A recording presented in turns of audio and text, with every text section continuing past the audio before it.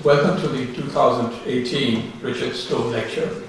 I'm Sanjeev Goyal, Chair of the Economics Faculty, and it's my great pleasure and honor to welcome James Robinson.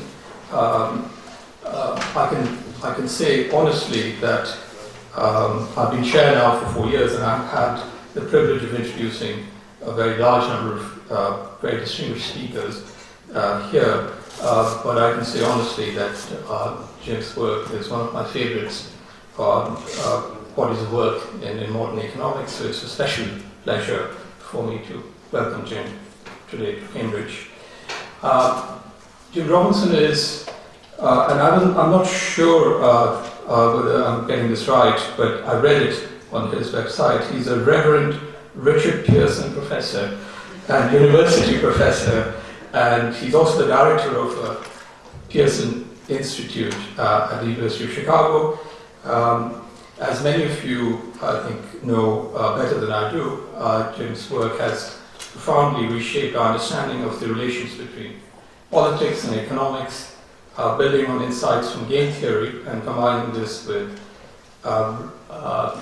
very rigorous statistical approaches. He has developed a general framework for understanding the political foundations of economic development and growth. He has written a book that I truly admire, The Economic Origins of Dictatorship and Democracy. I think it's widely regarded and it's widely recognized as a classic contribution to our understanding of political institutions. Jim's written probably a more widely known, a very popular a book, Why Nations Fail, The Origins of Power, Prosperity and Poverty. This is also joint work with his long-term collaborator, Darren Acemoglu. The book offers a deep historical exploration of why some countries have flourished economically, while others have fallen behind. So what distinguishes Jim's work, I think, in terms of the way I see what really attracts me is the very large, sort of very, very big questions that he poses.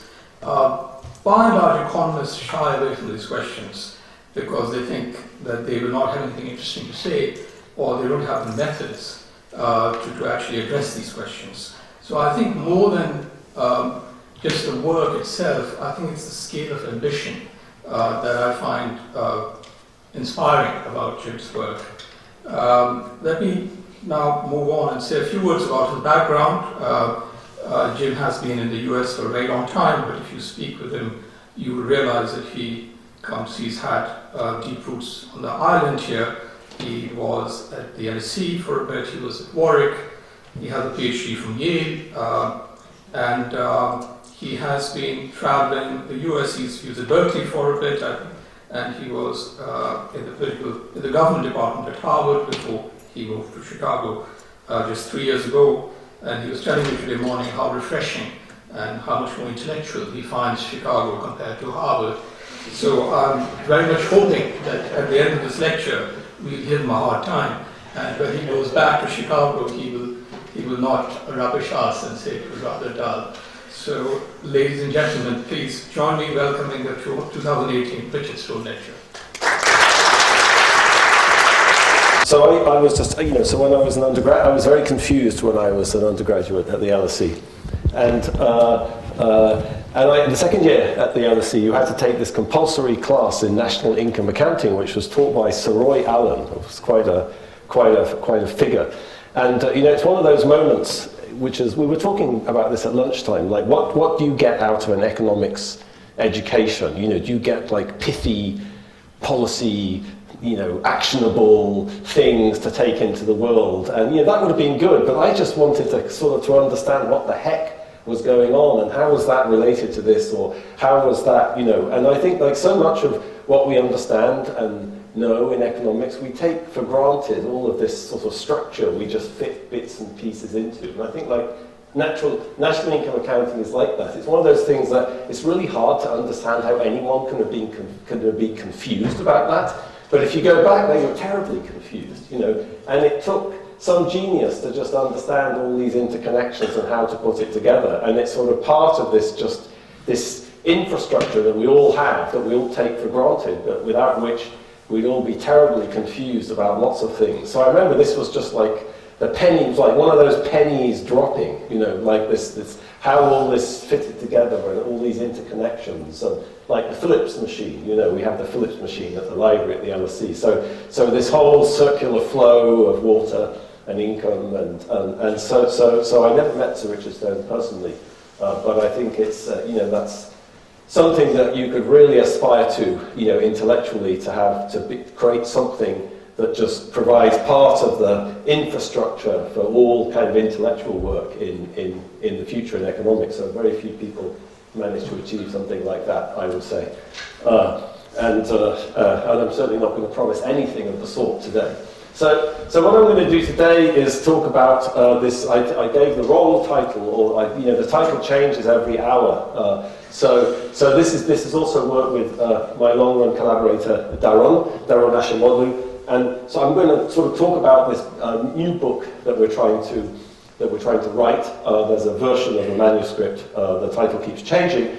At the moment it's called The Narrow Corridor to Liberty. So what I'm going to do is I'm going to talk a little bit in a sort of big picture way about some of the questions we're interested in and some of the answers, some of the conclusions. So I'm going to develop intuitively a way of thinking about some of these big questions about comparative development. I'm going to be focusing much more on political development rather than economic development, and particularly the emergence of particular types of state institutions.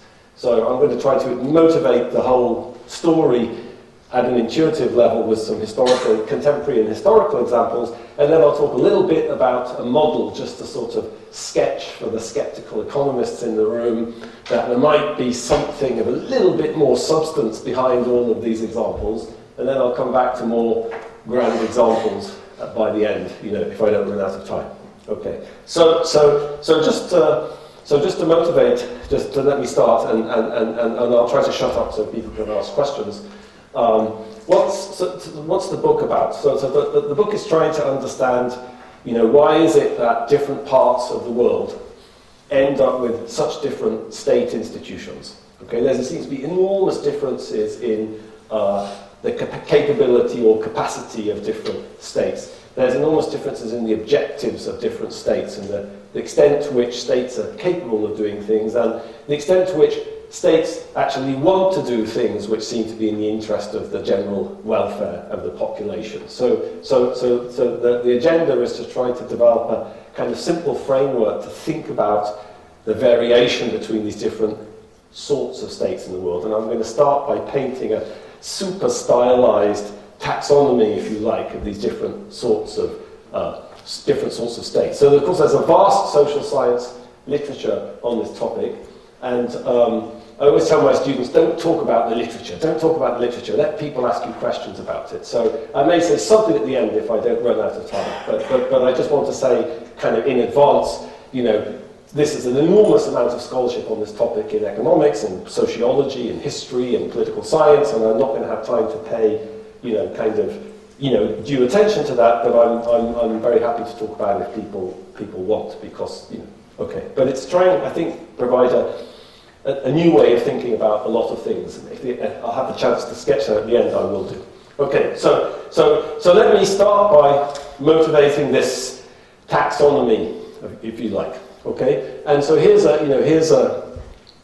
photograph. This is a liberated Raqqa. I don't know if you feel so liberated if you're in the middle of all that rubble. But this is the end point of this long struggle against the Islamic State. Okay, so think about this is in eastern Syria, of course, but think about the Islamic State and think about Iraq. What was it that allowed the Islamic State to flourish and terrorize and create havoc? And well, it was something about the incapacity of the Iraqi state. When the Islamic State, possibly 1,000 fighters, took over Mosul, what did the Iraqi army, maybe about 20,000 people with much better weapons, what did they do? They threw down their helmets and they ran. Okay, So they dropped their guns and their helmets, and they probably dropped everything else, and they sort of ran. So I'm going to give lots of examples like this as we go on, but how could I think about this? How could I think about the state in Iraq? Well, this is a state which sort of looks like a state, but it's very bad at doing many things. It can't provide basic order or public goods for its citizens. It can't kind of inculcate loyalty or legitimacy into its military, obviously not enough to get them to fight against the Islamic State.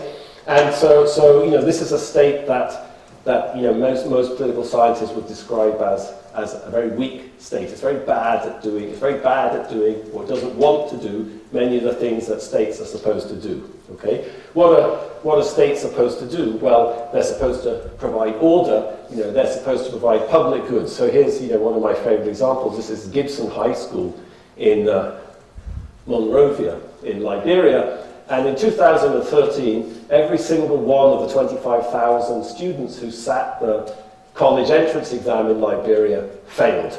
Okay? So they're very bad at providing public goods. Now, one of my Sierra Leonean friends, I've been doing work in Sierra Leone for many years, one of my Sierra Leonean friends, when I talked about this, said, no, that just shows Liberians have standards. But so there's different ways of thinking about this. But the natural way to think is there's probably a problem with the educational system when every single one of the students who takes the University of Liberia admissions exam fails. Okay, so states are bad at, weak states are bad at providing order and public goods, basic public goods like education. Okay, now here's a different example. Okay, that's one sort of state. So here's another sort of state, and you might think, okay, but some states are much more effective at doing things than the Liberian state or the Iraqi state. What about the Chinese state? Okay, so here's an idyllic factory scene. I don't know if there's Chinese people in the audience. I don't know, can't read Chinese, but here's an idyllic scene. People busily working away. You're thinking industrialization, economic growth, structural transformation. It turns out this is a scene in a particular sort of factory. It's a re-education through labor factory. So, China has here's a map from an NGO that collects information on this, of all the re-education through labor camps. They've recently been abolished, supposedly, so this may not be completely up to date, but until recently there were tens of thousands of people. I'm not quite sure what they're doing now. Perhaps they've all been released back into society. You could be committed to re-education through labor for 3 years without any trial or legal process. You'd end up in one of these factories doing whatever people in re-education through labor camps do. Okay, so this is a state which has a lot more capacity to do things, to control its people, to produce order, even different sorts of public goods than the Liberian or Iraqi state, but it's also a particular package, So you may not have heard of this, but the Chinese are trying out, they're piloting as we speak, the social credit system. The social credit system is a way of basically evaluating the behavior, it's a big data project to evaluate the behavior of all its citizens so people can get a grade. Are you being a good citizen or a bad citizen? You can imagine what goes into being a good citizen as opposed to a bad citizen. And just to check, the Chinese are putting up millions of cameras everywhere with face recognition systems, and just so they can monitor everybody. And this is a state with somehow a lot of capacity to do things, but it also has this sort of controlling side of things. Okay, so one, you have a state which is very bad at doing things. You have a state which is very good at doing things, but maybe not in the way that is so good for everybody's welfare. And then things always come in three, right? So when you're a university professor, things always come in three. There's always three reasons why the First World War started. There's three reasons why Rome declined. And so there must be something else. And I'm going to say there's something in the middle, okay? So there's going to be something in the middle. So I'd like to sort of put this image into your mind that there's you could think of three bins, if you want to think about econometrics. There's three bins, or there's three possibilities, okay, in these examples, So in the case of Iraq or Liberia, maybe, the state is very weak and controlled in many ways by society, or at least organized parts of society, which dominate the state and control the state.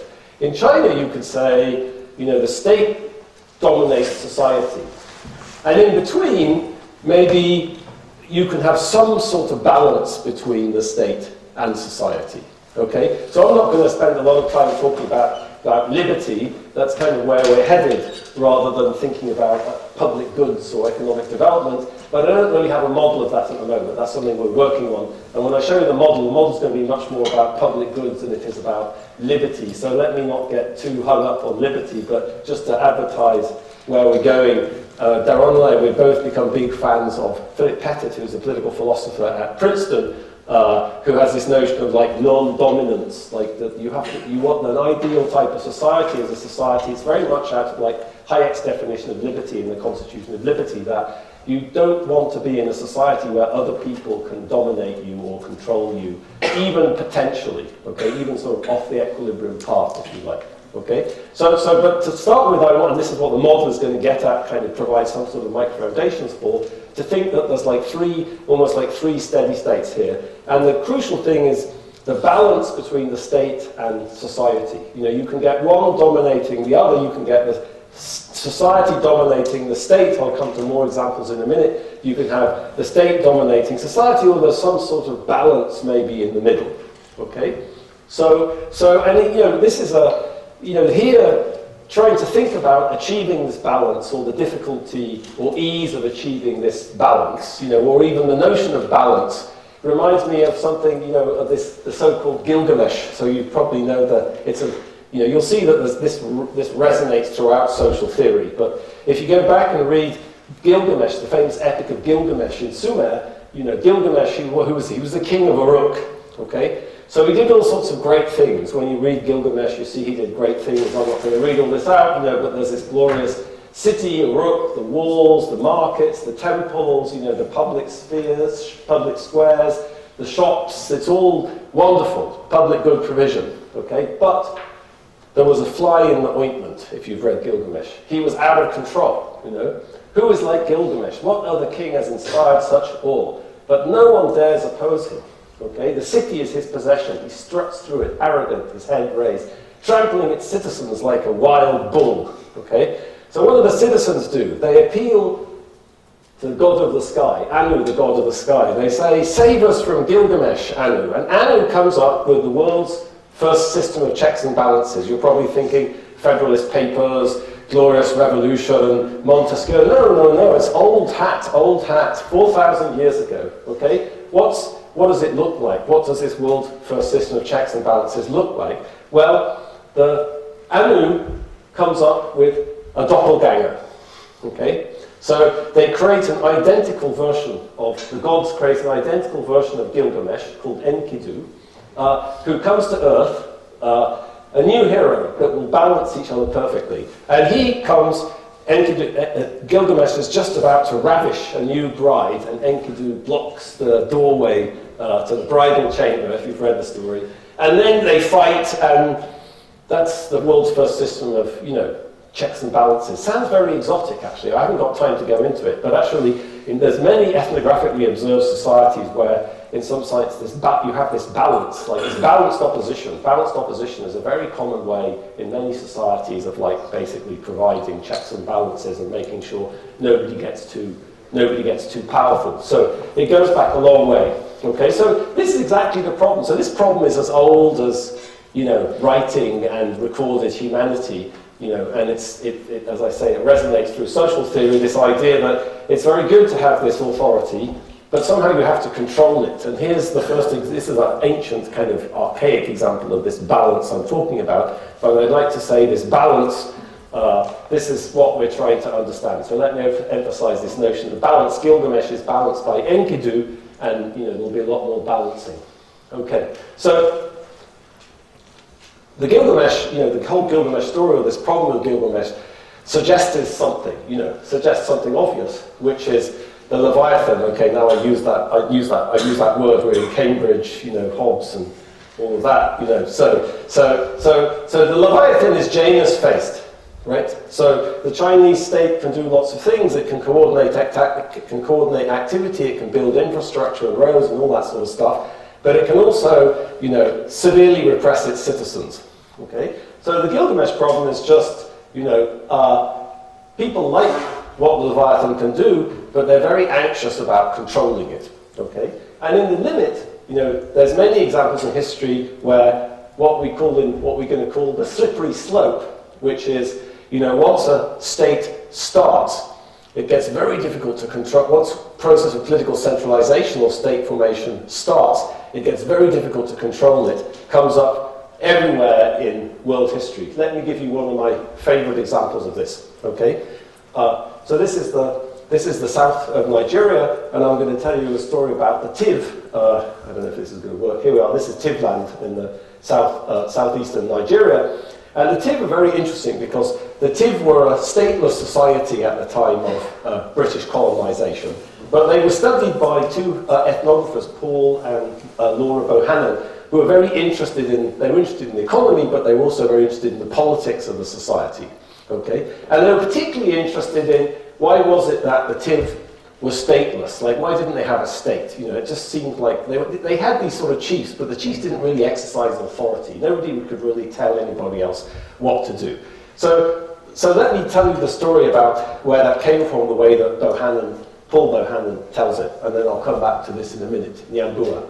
Okay? So Bohannon starts the story by saying, okay, in the late 1930s, everything was going crazy in Tivland. There was a cult, this cult called Nyambua had started, and there was a gentleman called Kokwa, and what he was doing was selling charms to people, okay, and fetishes. And the point of the charms was to protect you from witchcraft, okay? So you went to Kokwa, you had to drink something, I don't know what was in the drink, and you paid him some money, and one of the things he gave you was a fly whisk, okay? And you could take the fly whisk around, and the fly whisk would help you identify witches. Now, the key word here is a Tiv word which is sav, which means power, okay? Particularly power over other people, okay? So some people are just have power, Some people are just naturally charismatic. They can get other people to do things for them.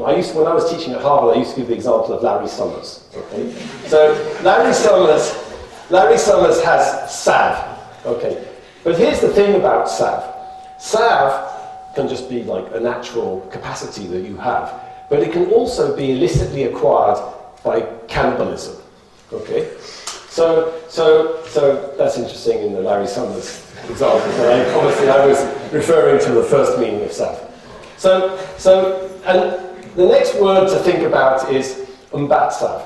So that's on the one hand the plural of sav, like it means powerful people, But it also means a group of witches organized for nefarious purposes like cannibalism to increase their power.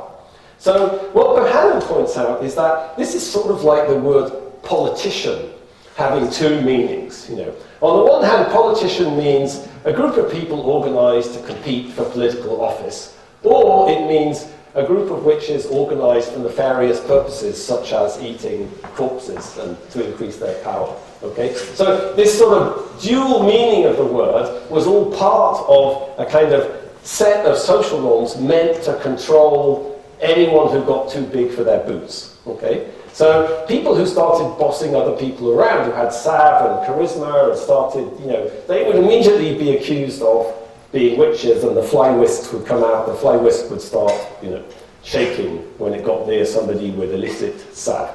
Okay? So men who had acquired too much power, this is from Bohannon's article, were whittled down by means of witchcraft accusations. Nyambua was one of a regular series of movements to which Tiv political action, with its distrust of power, gives rise to, so that the greater political institutions, the one based on the lineage system and the principle of egalitarianism, can be preserved. Okay? So my reading of this, which I think is, I can't ask Paul Bohannon about this since he's no longer with us, but my reading of this is that, and many other ethnographic examples, is that it's somehow this anxiety of creating hierarchy and not being able to control it, or getting out of control, what we're calling here the slippery slope, which is responsible for a lot of, this is of course, you take the limit, this is like a stateless society, but it's also extremely responsible for many other weaknesses in the state, in Iraq, in the Philippines, in Colombia, in Lebanon. You see this kind of mechanism all over the place. Okay, so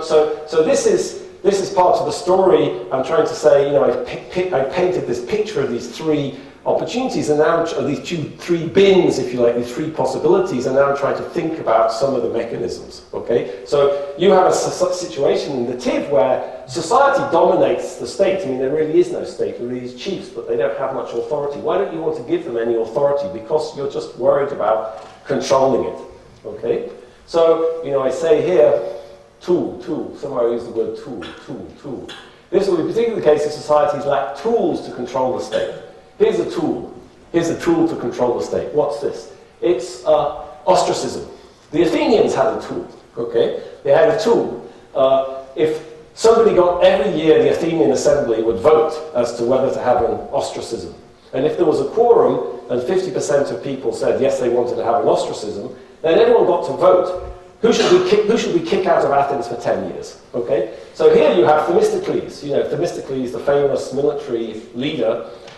He was kicked out of Athens. He had to go off and hang out in Argos for 10 years because he was ostracized. Okay, so Aristotle in Aristotle's Constitution of Athens, he points out this was exactly a tool for disciplining elites. If anyone got too big for their boots, the assembly could ostracize them and kick them out of Athens for 10 years. Okay, so here's a tool. Here's a tool which was institutionalized in the process of the sort of construction of the Athenian state and Athenian democracy. It was institutionalized into a mechanism for controlling hierarchy. Okay. All right. Sometimes, however, you know, that's not enough. You get situations where ostracism or nyambua gets overridden. Okay. Think of examples. You know, think of the situation. Think of the rise of Muhammad. You know, when Muhammad goes to Medina, the Medinas bring him in to do what? To mediate disputes. He's an outsider. There's all these conflicts in Medina. They need someone who's kind of independent to kind of. But Muhammad just takes over everything. You can see they can see power to him, but he has a secret weapon. You know, he has an edge, which is he has this religion, and that turns out to be an enormously powerful tool for basically constructing a nascent state out of this opportunity, you know, to mediate, you know, and that's an interesting, many examples. You know, if you think about, you look at the history of the Hawaiian kingdom in the early 19th century, King Kamehameha, who ends up unifying the Hawaiian Islands, what did he do? He got gunpowder weapons before anybody else. Okay, he kidnapped a couple of English, and then he kidnapped an American and an English person to fit, so they could show him how to use them and how to reproduce them and maintain them,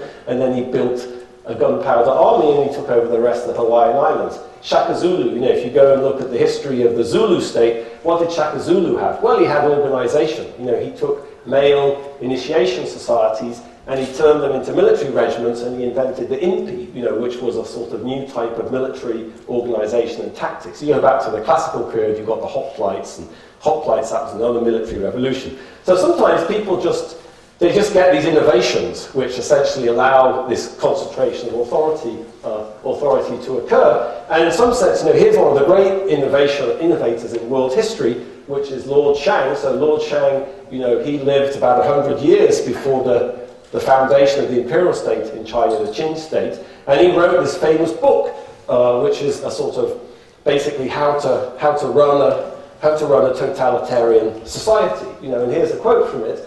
When the people are weak, the state is strong. I'm going to come back to that because that's not a result in our model, it turns out. When the people are weak, the state is strong. Hence, the state that possesses the way, I have to say that our model is not going to formalize the concept of the way. I'll leave that as an open set of issues.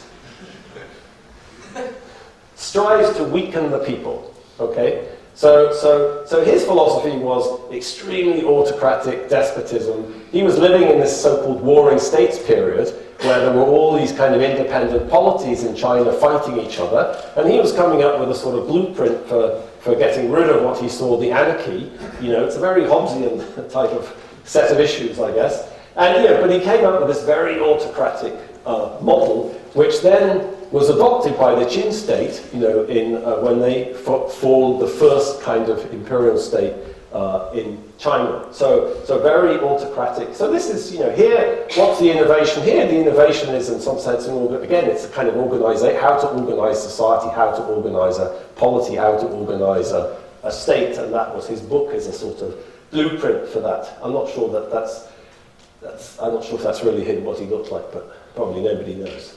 Okay. So to think on the one hand, I'm trying to get this, I started off with Iraq and Liberia, and then there's China, and then there's the TIF, and then there's China again. And so there's these two kind of extreme type societies, where I'm trying to get across this idea that if you think of one of society dominates the state, the other, the Shangyang model, society is weak, the state is strong. There's something in the middle, but whatever it is in the middle, it sounds like a terribly knife-edge thing. It sounds like, once you're on the slippery slope, then you never get off the slippery slope. So once the state gets going, you go all the way to the corner and you just hop over whatever's in the middle, or maybe you go in the other direction. So it sounds like there could be something in the middle. I'm going to end up calling that the corridor, hence the title, The Corridor of Liberty.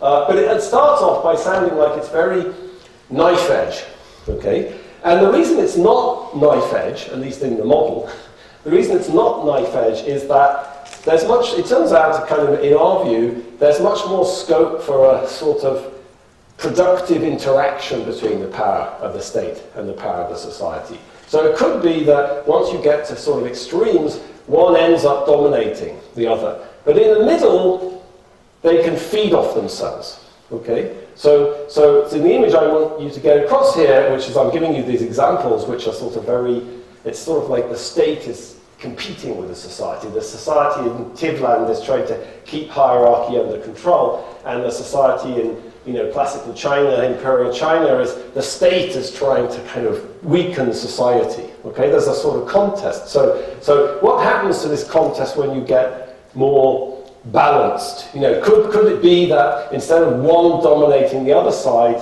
they sort of end up in a race where they feed on each other? And this is what we call this the red queen effect. So the model will kind of make more precise what the red queen effect is.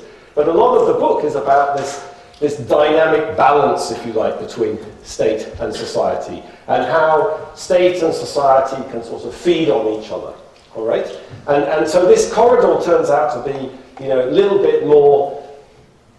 less knife edge. It's still pretty narrow, but it's a little bit less knife edge than you might imagine when you first start thinking about it.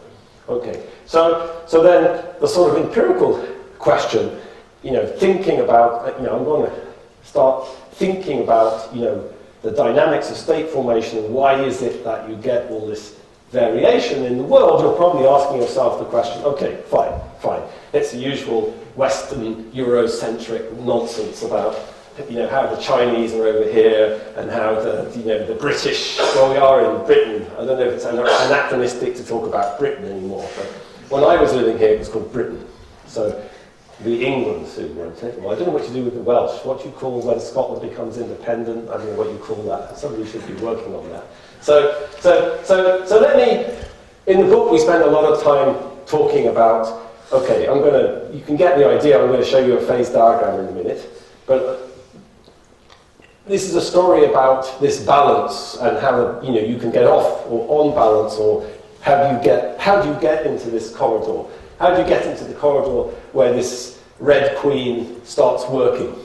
And the way to think about it is, at least the way we're trying to think about it in the book and trying to sort of tell stories about kind of world historical dynamics, is, it's probably a fairly idiosyncratic juxtaposition of different circumstances that create this situation of balance, okay?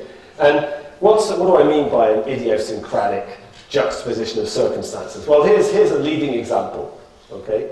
So this is King Clovis here. So we're going to put King Clovis, this book is going to put King Clovis just where he deserves to be, at the heart of political history. When did you ever read about King Clovis in a political science book? Well, there he is, he's being baptized. That turns out to be interesting. And that's his tomb in Tournai. Okay? Now, King Clovis, he was the king of the Franks. He was the first person who sort of really unified this kingdom after the collapse of the Western Roman Empire. And what sort of stuff did King Clovis do? Well, he converted to Christianity. The Franks had been heathens. That's probably not politically correct. Anyway, they weren't Christians, So here he was. He was the person that Clovis defeated, the sort of last standing Roman kind of little kingdom in France, actually at Tournai. And here he is and then he converted to Christianity. So Clovis is sort of responsible for consolidating this Frankish state.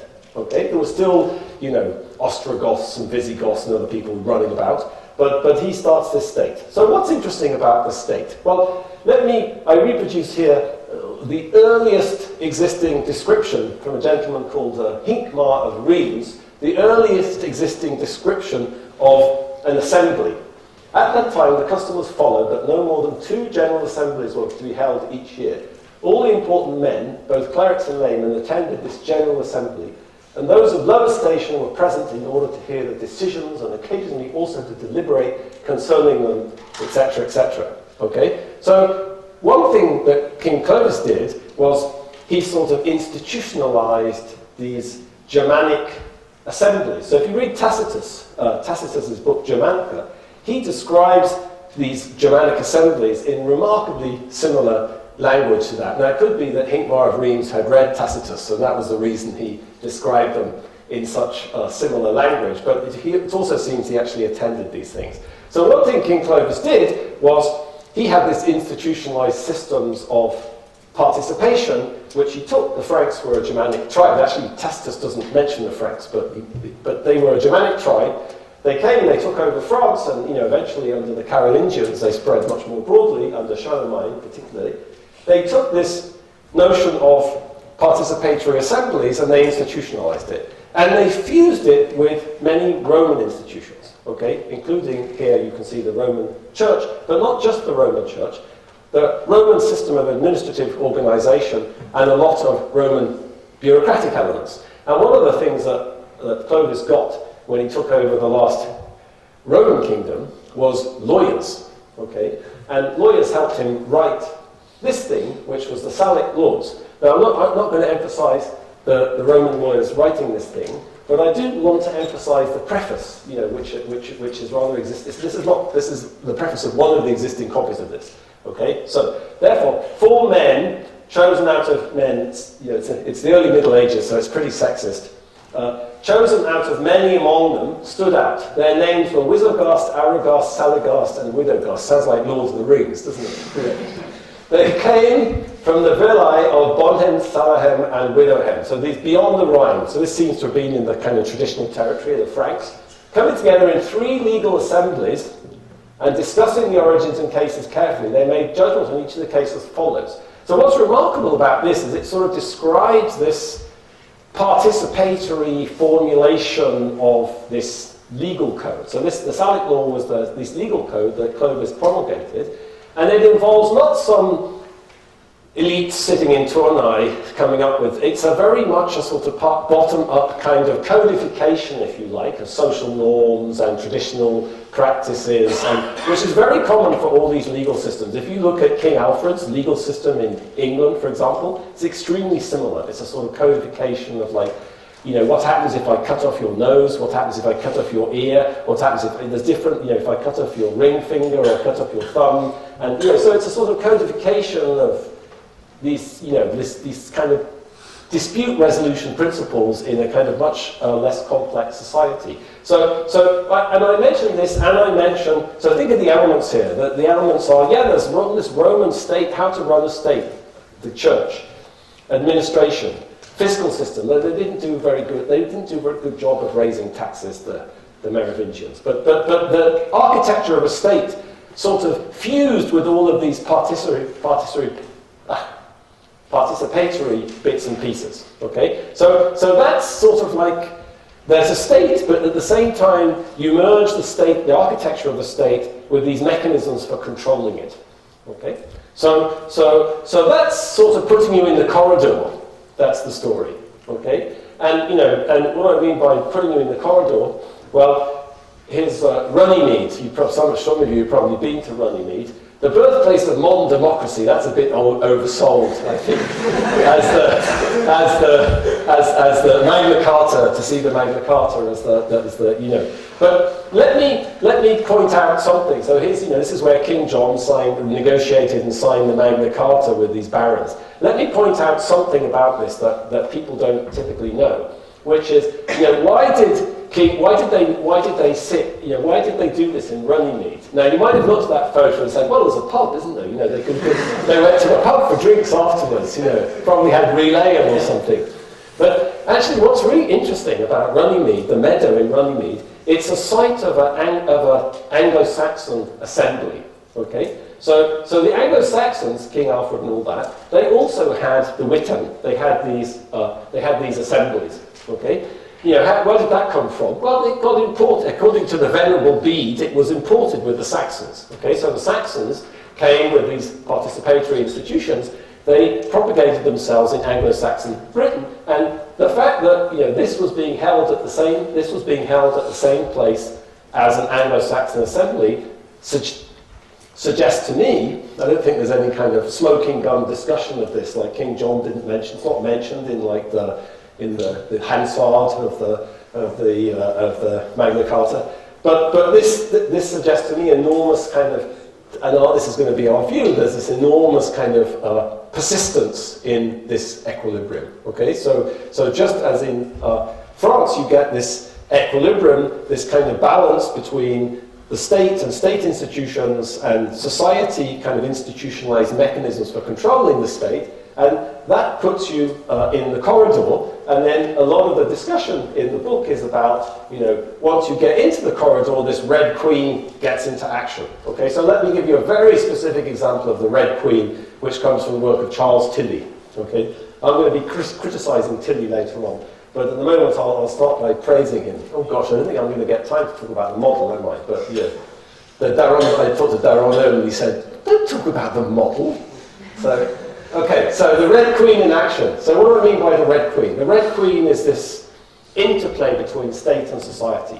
Okay, so the state and society feed on each other. All right. So here's Tilly. What's Tilly trying to explain? Well, it's his book, The Popular Contention in Great Britain, between 1758 and 1834, and he's interested in understanding why collective action and what he calls sort of popular contention, why it changed so dramatically in a kind of organizational way over this period. Okay, so it starts off with very parochial. There was a harvest failure or a business cycle depression.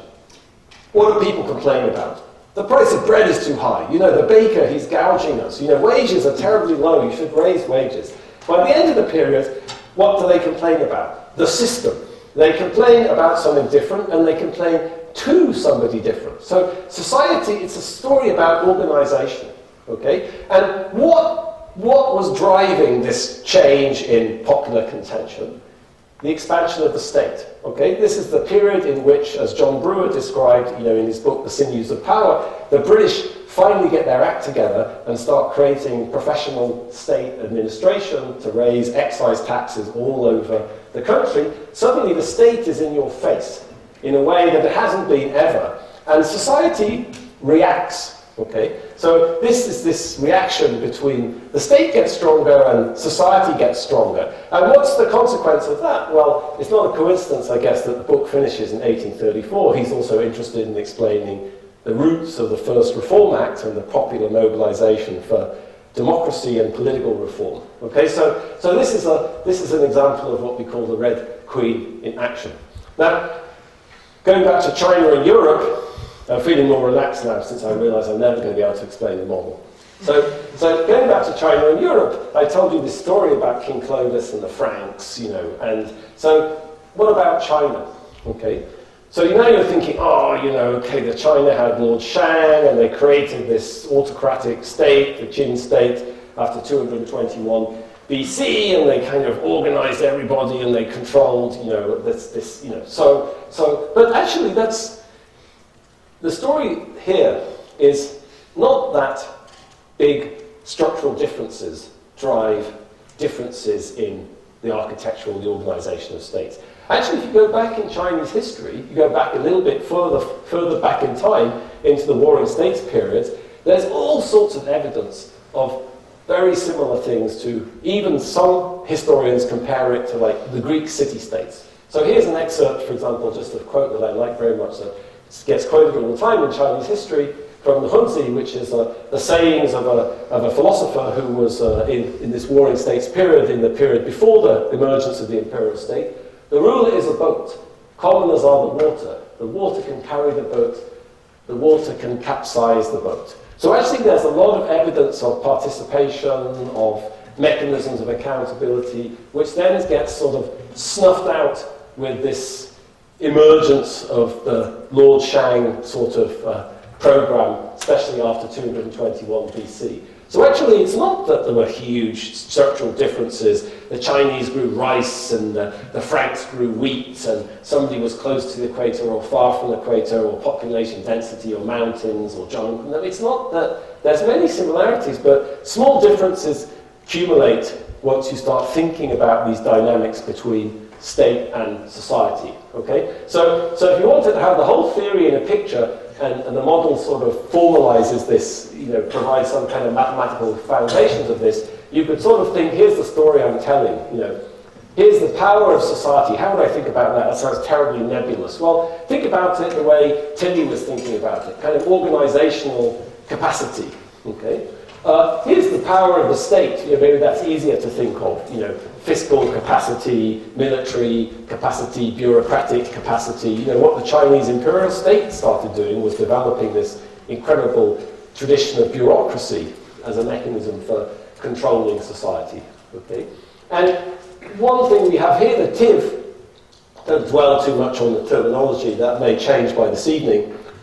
What we have over here is, my example of the TIV, from southeastern Nigeria. That's sort of a situation where, imagine you start with some initial, think about the dynamics here. Imagine you start with some initial condition where somehow, society is strong and organized and hierarchy isn't, or the state isn't. Then you converge off to a situation where the state is dominated by society. But in a much more despotic equilibrium, then you end up with the state dominating society. But you can be not so distinct from each other to start with, but you're just a little bit lopsided, okay? But in the middle, this is what we call the corridor, okay? This is where the Red Queen operates. You get to something very different, okay? You get this game, so think of this game between the state and society. That's what sort of Tilly, at least in our terminology, was talking about, and where the state pushes society and society pushes the state, and the state fights back. And for the economists in the audience, you ever read these great old papers by Chris Harris and John Vickers about patents and racing in the 1980s in the Review of Economic Studies? They had this notion of like the discouragement effect. And that's very much like the dynamics you get here in the model. Once somebody starts dominating the other person, then the other person gives up. Okay? But what's interesting here is that, if the person gives up, then I give up too, because I'm trying to get ahead of them in the race, and they're trying to get ahead of me. But once they give up, I give up too. Okay? And that, in the model, that has a very interesting prediction. It says that the power of the state, the power of a despotic state, is always weaker than the power of this balanced state, which we're calling for the moment a shackled Leviathan. You can vote on the terminology afterwards. We should have you could press, So the state that emerges here, where there's this race between state and society, where the Red Queen, where the state pushes society and society pushes the state, you end up with a state which is strictly stronger than a state which dominates society. Okay, so that's an implication of the model, and it follows very much from this notion of the discouragement effect that Harris and Vickers formulated. The details of the model are different, but the spirit of it is very similar. Okay, and this is the symmetric discouragement effect. Here, it's the state that gives up when society dominates it. Okay, so let me. I have a little bit of time. 5 minutes. Let me skip through the model. There's the face diagram, you see? There's the face diagram, okay. And then we come to talk about, okay, the proof of the pudding is in the eating. So so you get the kind of agenda here, right?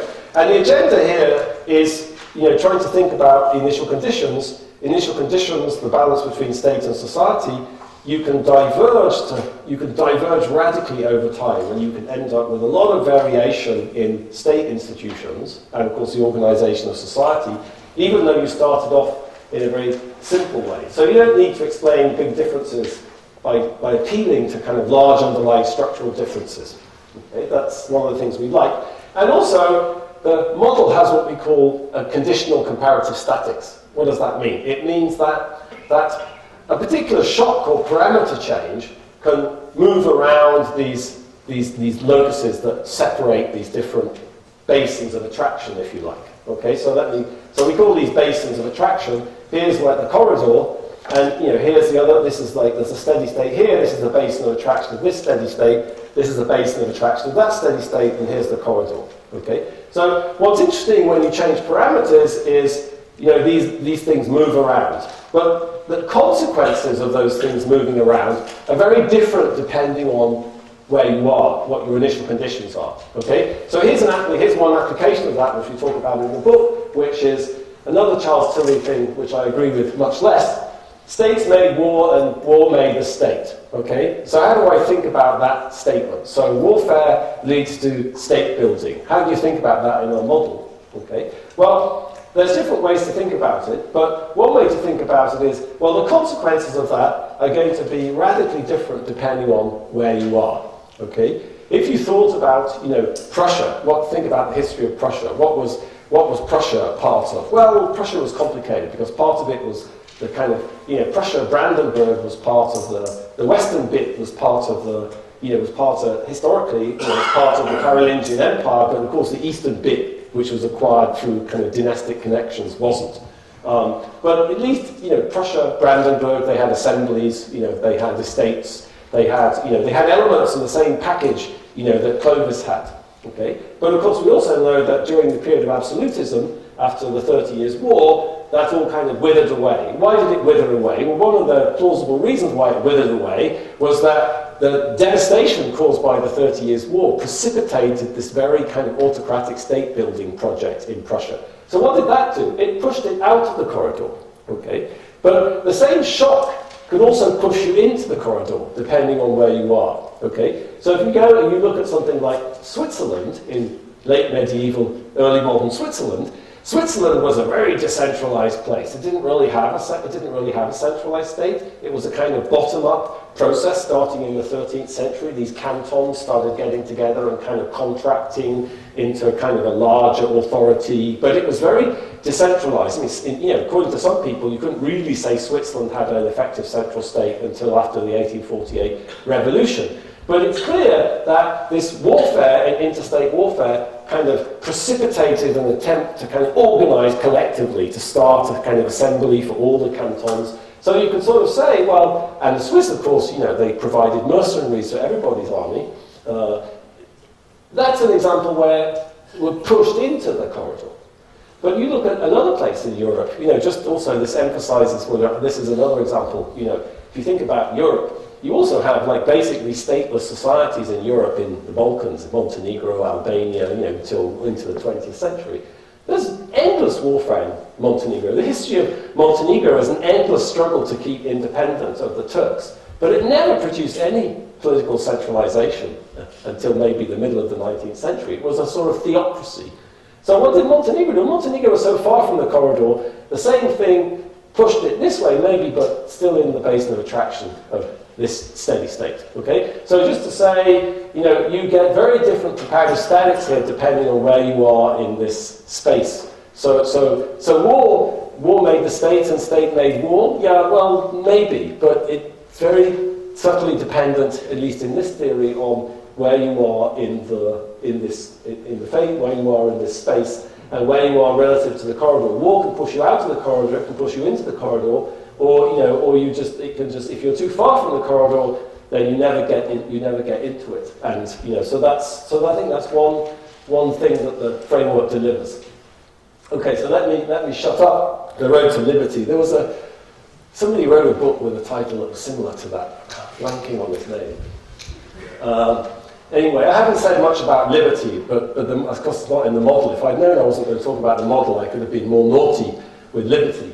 But just to say, the idea here is to sort of say, I guess I have to try to sell you on this taxonomy of thinking about different states, as with this trichotomy of different types of states. And I've just tried to sketch like some of the mechanisms that we think are important, this sort of antipathy towards authority you can't control, but sometimes that gets out of power, and then in some sense, what's distinct about parts of the world that have managed to create liberty or economic prosperity for that matter is somehow this balance between the state and society and what we call this Red Queen effect. And just to end with a thought, that's very different from what a lot of people claim. If you read Francis Fukuyama's claim, Francis Fukuyama's 2-volume work, he emphasizes a lot this idea, this Huntingtonian idea that there's a particular sequence. Like, first of all, you want to have the rule of law, and then you want to have the state formation, and then you want to have democracy. So the problem in China is they got it the wrong way around. They had the state first, and so then it's really hard to get the rule of law, but the Europeans had this sequence, okay? I don't think that's what the Europeans had at all, okay? The Europeans didn't have the sequence of the rule of law or the state formation and then democracy. What the Europeans did is that they built these three things all at the same time, okay? So that's what the evidence, to me, suggests. And there's many other things to say about this. If you take, I guess, as I said, I'm not really going to have time to do justice to the literature on state formation here, but obviously we're also playing here with a lot of ideas. Migdal's idea